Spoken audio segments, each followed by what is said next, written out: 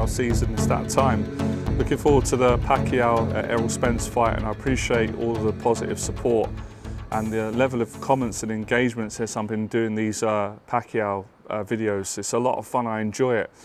And you know what inspired me to do this video? I was watching an interview of Pacquiao, and he said that on average he trained 36 rounds. This interview was a couple of years ago, and I found it fascinating. It didn't surprise me actually. He said that's why 12 rounds was so easy for Pacquiao, because he trained 36 rounds in the gym with the sparring, the bad work and everything else. So can you imagine that?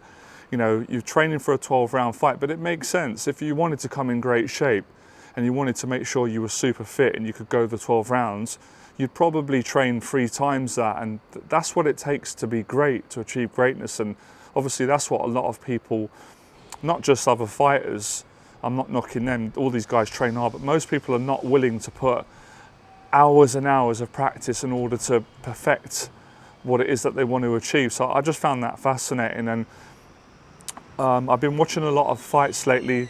Some are Mayweather, some are Pacquiao, just to kind of sharpen up on my boxing knowledge and just to kind of enjoy the nostalgia of fights. So I watched the Pacquiao-Kotto fight again from round 1 to 12, and one of my favourites. And I remember when that fight first took place, I had a friend and he was a big fan of Miguel Cotto, and he was saying to me that Pacquiao, your boy's going to get destroyed. And I said, nah, you don't know what you're talking about. You know, that fight was unbelievable because Cotto's just world-class fighter, you know, a big welterweight, and that was Pacquiao's introduction into, you know, another world championship and going up to fight the bigger guys. And I love that fight because, in my opinion, Kotto probably wins. Kotto definitely, for me, won the first round, maybe wins the first couple of rounds. You know, he boxes well, he uses his jab, uses his timing, and you can see that he's working off a good game plan. But Pacquiao's just testing the water, figuring him out, you know, figuring out how to get past that jab, how to land, kind of, you know, he's just kind of having a look at him. But once Pacquiao starts connecting with those beautiful southpaw, you know, 1-2s and those left hands and body shots, and when he put Kotto down twice, when it gets to around round 6, you know, no disrespect to Kotto, because I admire Kotto, he's a great fighter and a good human being.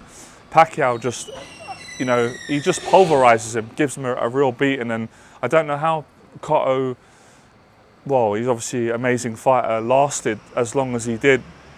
I thought the referee probably should have, maybe should have stopped it early, I don't know. But that's just a great fight, you know, because for me, that fight, Pacquiao really showed that he wasn't just a come forward, you know, two-fisted brawler, not, you know, wanting to get involved even though he could do that. He really showed his intelligence, his craftiness, his speed, his timing. And I love when the moment in the fight where he did that and said, you know, come on, come on. And he just went against the ropes. Kind of did what Muhammad Ali used to have done, the rope-a-dope, and he just kind of took Miguel Cotto's best shots. And you know, Kotto was hitting him to the body, and he caught him with a good uppercut. But Pacquiao, he was just relentless. I was just so impressed with the fact that he could take, you know, a big natural welterweight like Cotto's best shots and it just not faze him. And then, you know, that fight was amazing. You know, we don't really get fights like that today. It's very rare. If we get a fight like that, it's like, oh my God, it's the best fight we've ever seen. But you know, when you think about it, nearly all Pacquiao's fights were like that. And I'm going to rewatch the Pacquiao Margarita. Anyway, on the topic of Pacquiao fights, what's your favourite Manny Pacquiao fight, if you could pick one, right? Try and pick one. I know it's hard because people are going to go that one, that one. If you had to do it and a gun was to your head, right? Let me know in the box below what is your most entertaining, best Manny Pacquiao fight. And whether he won, lose or draw from whatever time, whatever era, because it feels like, you know, Manny Pacquiao's been fighting for centuries.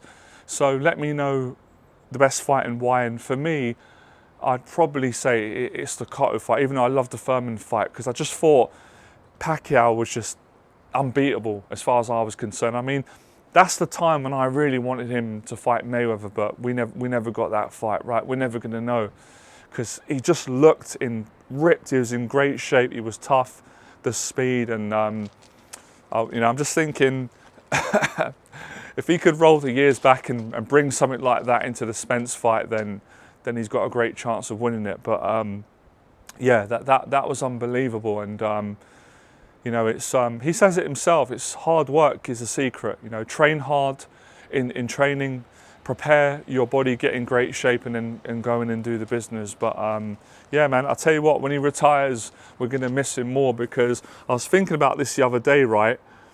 And it does happen. I even feel it with Mayweather, right? Now he's gone and he's doing exhibitions. You do miss the fighters, the great ones like that, because it's just different when they fight. And when Pacquiao retires, which is probably, I don't know, it's going to be soon, right? If not after the Spence, maybe one more fight, or who knows. But it's coming to that point. It's going to be heartbreaking for me and for many people, because we're never going to see, well, you're never going to see a fight like that again. Who obviously there's going to be great fighters that are going to come. They're going to be great, and we're probably going to say the same. But it's going to be a long time. It's going to be a long time until we see someone who fights with that heart and that love. And you know, you've never seen Pacquiao bottle it. You've never seen him in a fight where he's given up because he's getting a beating. Never. I've never seen it. I've never ever seen him. The only time, and it wasn't given up, is when he got knocked out by Marquez. And what can you do when you get hit by a shot like that? Well, I'll tell you what you can do. You do the best thing that anyone can do. And Pacquiao came back and become a champion again and didn't even complain. And you know what's heartbreaking about that fight? Pacquiao was winning that fight. I thought he was really kicking Manuel Marquez's ass. He was boxing really well. And he got caught. He got put down twice, didn't he, right? If I remember. He got put down. So obviously Marquez, that's a brilliant shot, by the way, that he got Pacquiao with.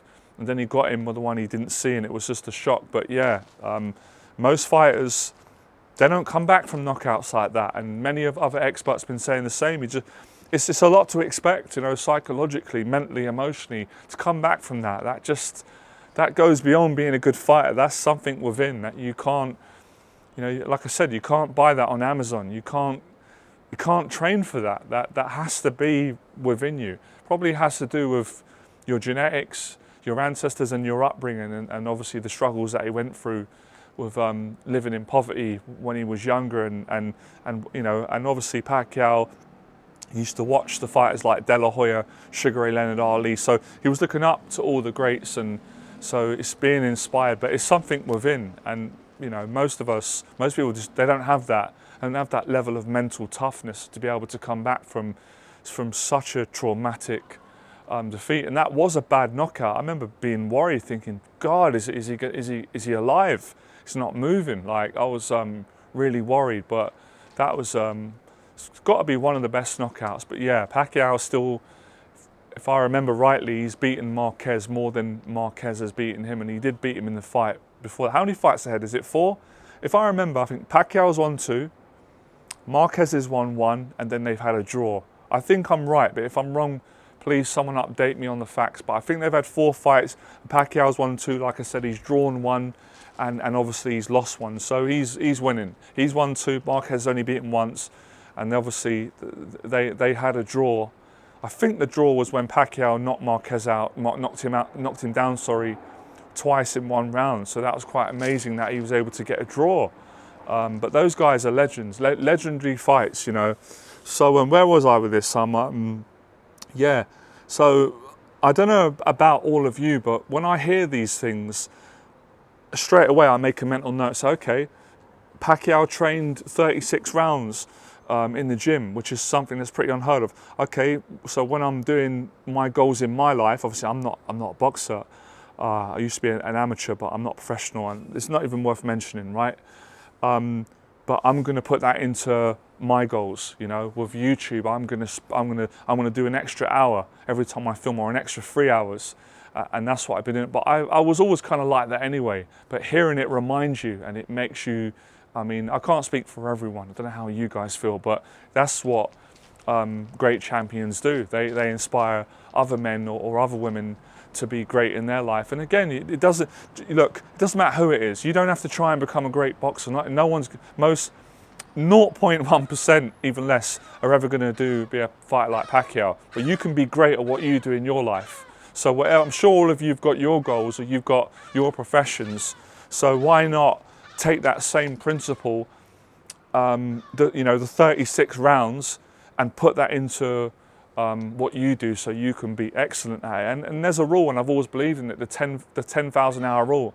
And it states that if you practice something for 10,000, obviously can't do it in a day, but over a period of time, if you accumulate 10,000 hours, you become a master. And I don't even doubt that. I've experienced this in my life, and even from doing many things I've done and been successful at and helping other people, when you practice something, you do it, and when you love doing it as well, that's a big factor, because if you don't love it and you just do it, you won't be as good at it, because you don't have a good relationship with it. So obviously the secret is Pacquiao loves boxing, loves training, loves fighting. And back to my point, when people are saying, why is Pacquiao taking this fight with Errol Spence, it's dangerous, he's 42, because he loves it, obviously, and because he wants to achieve, I don't even know what the next name is, he's already achieved greatness. People are saying things like, if Pacquiao beats Errol Spence, he's go down as no, he's already achieved greatness, man. Wake up, what are you thinking? He's an 8-weight world champion. He's had 71 fights, he's fought everyone. He's beaten the best of the best, and he's lost to the best, and he's come back. And so he's already, look what he's done in politics, look what he's done for his people. So he's already done greatness. If he beats Spence, it's just even more. That's what we'll have to call it. You guys will have to make up a new little name. I'm sure one of you can come up with it, because I don't know what other word is more than greatness. Greatness plus greatness plus greatness plus greatness. But yeah, looking forward to the fight. I can't wait. It feels like it's taking long, because we're looking forward to it. But at the same time, kind of sad to see when he retires, because when the fighters like Pacquiao, the Mayweathers, Canelo, the Barreras, the Leonards, the Hearns, the Haglers, the Durans, when they retire, you really do miss them, because there's not many people that are ever, or if anything, ever going to take their place, and they're just so unique, and it's the time. So, but that's life, isn't it? It's, we're not here forever. So I thought I'd share that, right?